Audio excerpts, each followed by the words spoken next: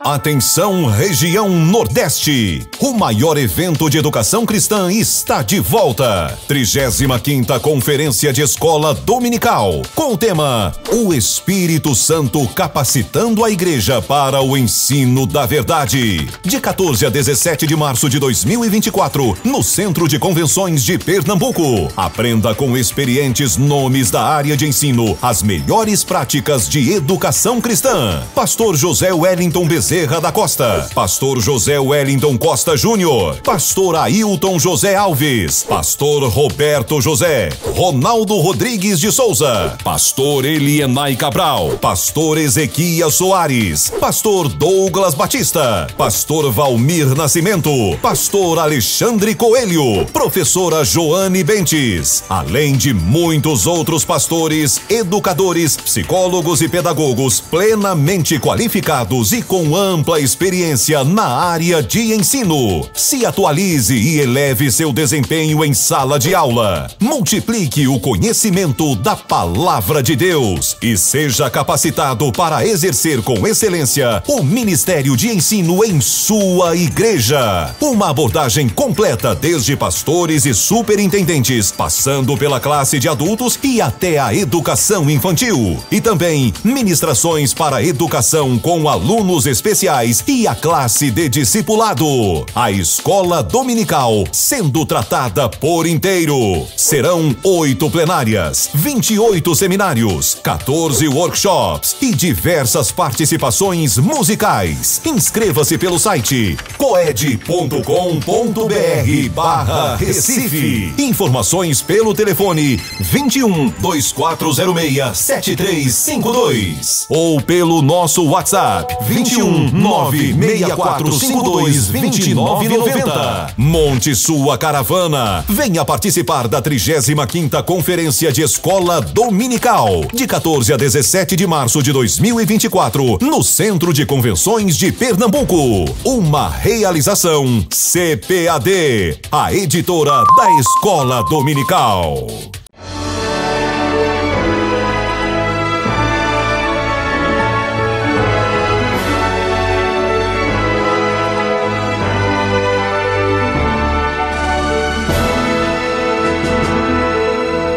Subsídios. Lições Bíblicas, jovens. Lição 10. O cuidado com o vento de doutrina. Eu desejo que a paz do Senhor esteja reinando sobre a sua vida e a sua casa. Estamos na lição de número 10 desse trimestre, no qual estamos estudando juntos o fundamento dos apóstolos e dos profetas. E nesta ocasião estudaremos sobre o cuidado com o vento de doutrina. Quanto aos objetivos, você pode acompanhar aí na sua lição. O primeiro é o de mostrar as tendências atuais das falsas doutrinas. Nesse ponto, eu considero importante destacar que embora o propósito do diabo seja sempre o mesmo, de desviar as pessoas, enganar as pessoas, conduzir as pessoas ao engano e à perdição, todavia, em cada época, os ventos de doutrina, eles vão se alterando quanto à forma de ele se manifestar, embora no âmago seja a mesma coisa e tenha o mesmo propósito. Por isso que foi colocado as tendências atuais. E é isso que nós vamos procurar fazer, sendo esse o nosso primeiro objetivo. Avaliar essas tendências atuais. Segundo lugar, nós temos como objetivo conscientizar o crente sobre a resistência que ele deve ter contra as falsas doutrinas. Então, identificar as tendências atuais e com quais armas ele pode e deve resistir a essas tendências. E, finalmente, saber que o crente deve amar a Deus e a sua palavra. Introdutoriamente, eu recomendo que você comece com uma recapitulação do que foi estudado até o momento. nós chegamos na lição 10, faça uma breve recapitulação, até porque essa lição ela assume um aspecto um pouco diferente das lições anteriores, e você perceberá à medida que nós formos comentando. Então, em virtude disso, eu diria que é importante que você faça com que os seus alunos se lembrem pelo menos os pontos principais do que já foi estudado. Em segundo lugar, considere também que a seriedade do tema faz com que essa lição ela se dedique a uma análise mais apurada a respeito do que a Bíblia chama de vento de doutrina. Com a intenção de quê? Identificar, resistir e vencer. Então, primeiro você identifica, depois você resiste e para que então você possa vencer esses ventos de doutrina. E ainda na parte introdutória, finalmente, destaque que, além de trabalhar na identificação das atuais falsas doutrinas, essa lição ela também mostra como o crente pode e deve, então, enfrentar esses problemas e vencer esses desafios. Olhando aí, então, para a lição, nós temos o primeiro tópico. O primeiro tópico, ele trabalha a seguinte ideia: as tendências atuais das falsas doutrinas. Quais seriam, ou existe uma forma de você identificar a atualidade do vento de doutrina? Então, se você olhar historicamente, você tem tempos em que houveram tendências para uma área, para outra, e são formas de o nosso adversário se manifestar na tentativa de desviar as pessoas do foco, levar as pessoas ao engano. No caso, na atualidade, como nós podemos chamar esse vento de doutrina? Primeiro, você vai encontrar aí na lição que nós falamos sobre tempos pós-modernos. Nesse ponto, eu recomendo que você, além de ler a lição, você, de fato, visite o livro de apoio, porque no livro existe uma tentativa de aprofundamento do assunto sobre a pós-modernidade. Então, os tempos em que vivemos são tempos chamados pós-modernos. Então, o que é a pós-modernidade? Quais os seus principais fenômenos? Como a pós-modernidade ela se manifesta na atualidade? E de que forma a pós-modernidade ela pode e tem influenciado a igreja, né? Então é preciso que tratemos sobre a pós-modernidade. E no livro de apoio, por exemplo, nós explicamos, né, o processo de desenvolvimento até chegarmos ao que hoje é chamado de pós-modernidade. Falamos do período da pré-modernidade, a modernidade e agora a pós-modernidade. Esse tempo pós-moderno, e é bom que você destaque isso ao seu aluno, ele é um tempo de desconstruções.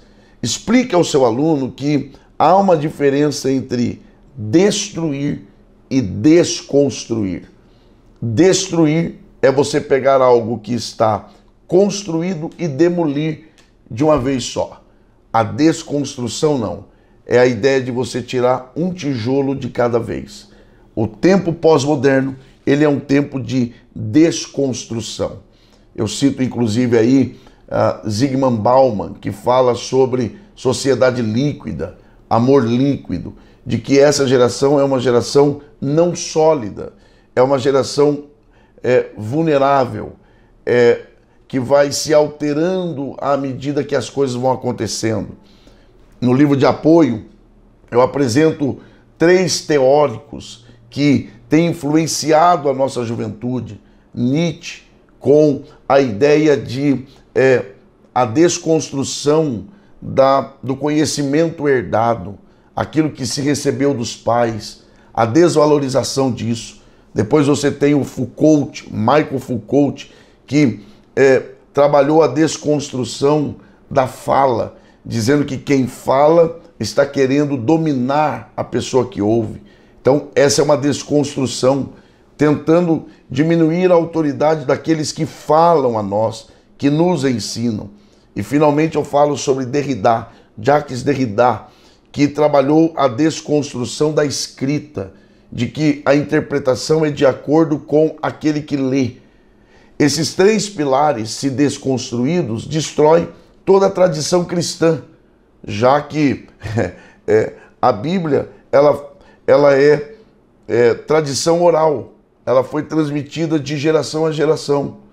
Segundo, aquilo que se fala, aqueles que nos ensinam a doutrina, e a interpretação, aquilo que nós entendemos a partir do que lemos. Ou seja, esse é um tempo de desconstrução. Trabalhe isso com os seus alunos. E mais, trate ainda dentro desse mesmo tópico, aquilo que nós trabalhamos aí, que é uma das principais tendências desta geração, deste tempo, que é a espiritualidade sem vida. Isto é, a ideia de que é possível manter uma relação com Deus sem que se tenha compromisso com uma igreja, com uma liderança. Então, trabalhe isso, porque esses são certamente representantes do vento de doutrina na atualidade. Chegamos ao segundo tópico, em que falamos sobre a resistência do crente. Primeiro, existe um mundo a ser resistido. Que mundo é este? O apóstolo João, ele trabalha essa ideia em 1 de João, capítulo 5, versículo 4, em que ele fala sobre um mundo, que na verdade esse mundo é o sistema. Lembra quando a própria Bíblia diz sobre o fato de que o mundo jaz no maligno? O mundo está entregue ao maligno. A ideia ali é de alguém deitado em um banco de uma praça, enquanto deitado no colo de alguém, esse alguém faz carícias no cabelo, enquanto quem está deitado está sonolento. Essa é a ideia. O mundo jaz no maligno. O mundo está por um tempo entregue ao maligno. Então, quando João fala deste mundo, ele está falando do sistema que é inimigo de Deus, que é contrário a Deus. Então, a minha recomendação é que você desenvolva com seus alunos o verdadeiro sentido deste mundo. Chame a atenção, porque nós precisamos primeiro identificar que mundo nós precisamos resistir. A quem de fato nós devemos resistir. E este mundo é o quê?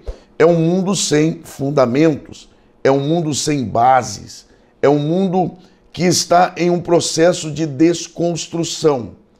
E destaque aos seus alunos o fato de que este mundo, sob o domínio do maligno, ele que contraria a Deus, ele será inimigo da doutrina de Deus.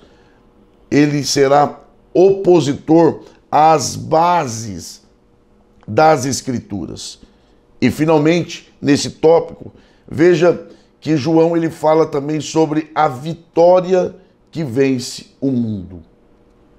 Qual seria esta vitória? Ele fala que é a nossa fé. Então veja, trabalhe com seus alunos nesse segundo tópico essas três perspectivas. A quem devemos resistir? Ao mundo. Que mundo é este? O sistema que é contrário a Deus. Em segundo lugar, quais são as marcas deste mundo? É um mundo sem fundamentos. Trabalhe isso, aprofunde isso com seus alunos. E em terceiro lugar, como podemos vencer este mundo? Qual é a vitória que vence este mundo? E aí então João diz que é a nossa fé. Então, leve os seus alunos a perceberem a necessidade de um trabalho de aprofundamento das raízes da nossa fé.